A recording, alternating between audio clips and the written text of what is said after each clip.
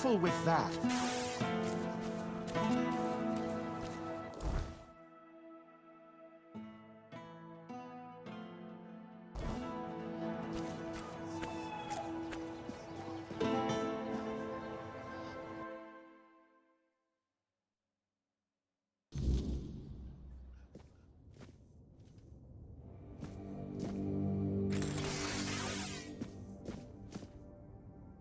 Well, you're here for porn. Kindly leave before you start.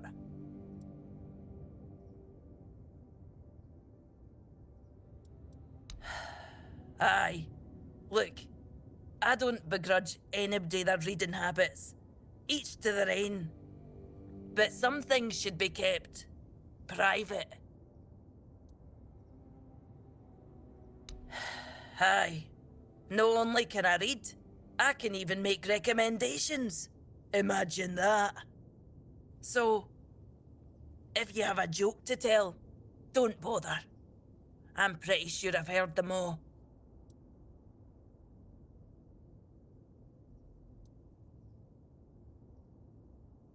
And then the shopkeeper says, "Huh, it must be raining." Told you, I know them all. Maybe one day, I'll even compile them into a collection and burn it.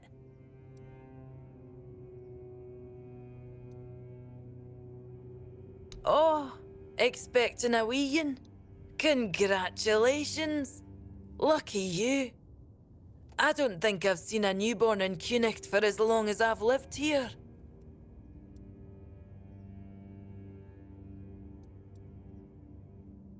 Is that so? How about you tell me the truth? Oh, is it now? Well, well, well. And why can't he come home and buy it himself?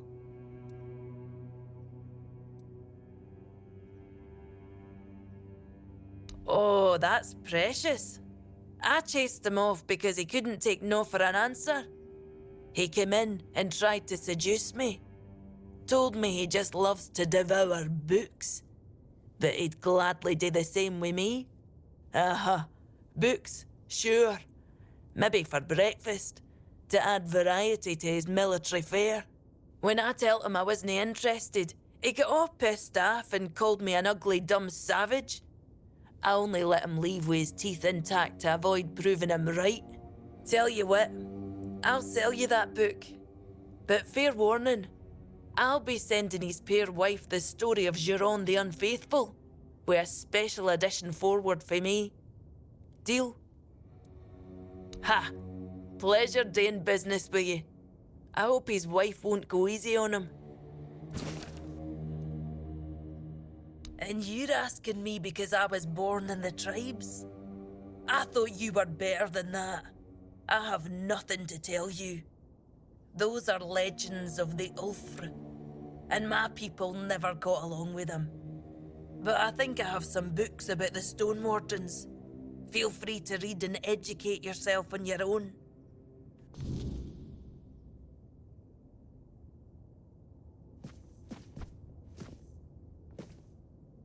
Oh, forgive the mess. I didn't really have much choice about where to set up my things. Well, Try.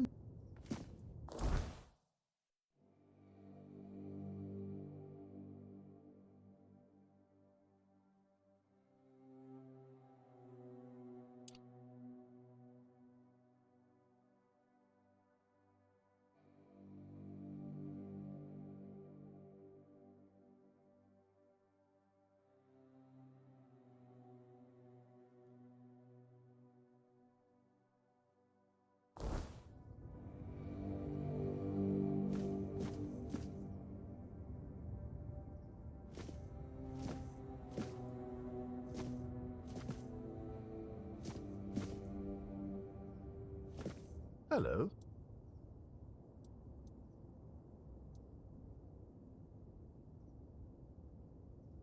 I heard she was a Dalariata who runs a bookshop in Connacht. I was a bit apprehensive about meeting her. I thought I'd find someone overly rattled and stripped of her own cultural heritage, but Vrell, she's different.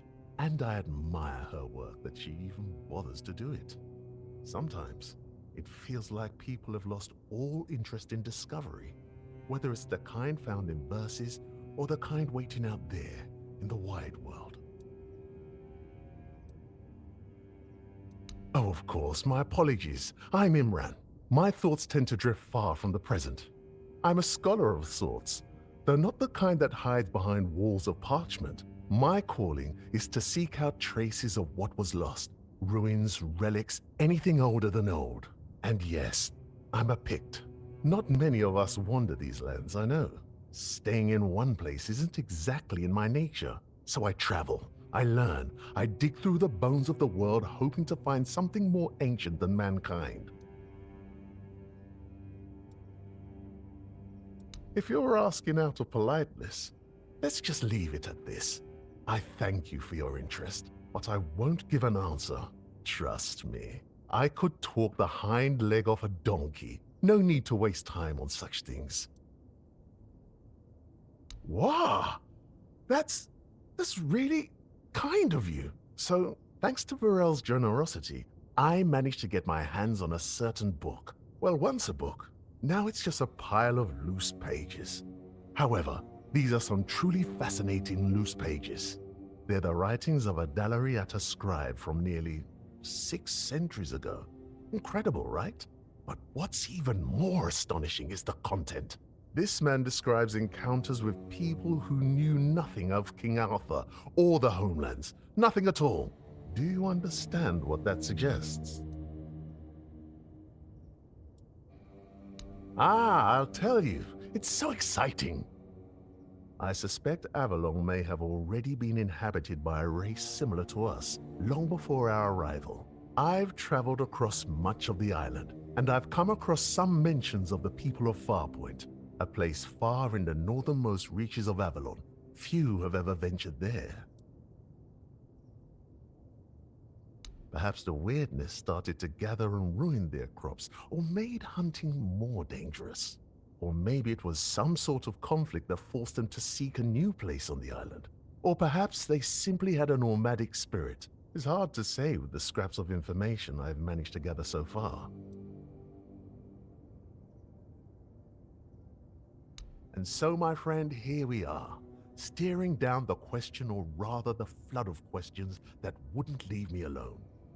Many Picts I've known have prolonged contact with the weirdness. I thought it was just them, a bunch of lunatics, who first dared to embrace that strange force. And what if it was the first men who knew how to live alongside the weirdness? And think about it. If we could uncover how they did it, the possibilities would be endless. It could change everything. But now, I'm trying to pull together more valuable information from these writings.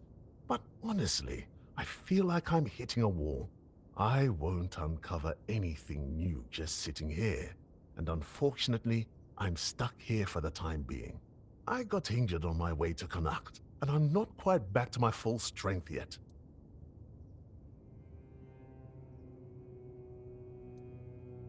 The Grotto of First Men. That tribal scribe detailed where it should be located. And I'm assuming you're asking for a reason, aren't you? I'd love to go there myself, but this is a matter of some importance to me. I don't want to wait for this one.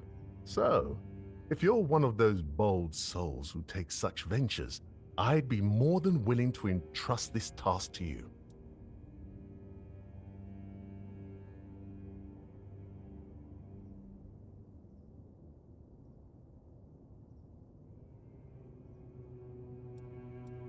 Truly excellent. I'm deeply obliged, my friend. Here are the notes. They should guide you to the location. Return swiftly and, more importantly, safely. I'll eagerly be awaiting your return.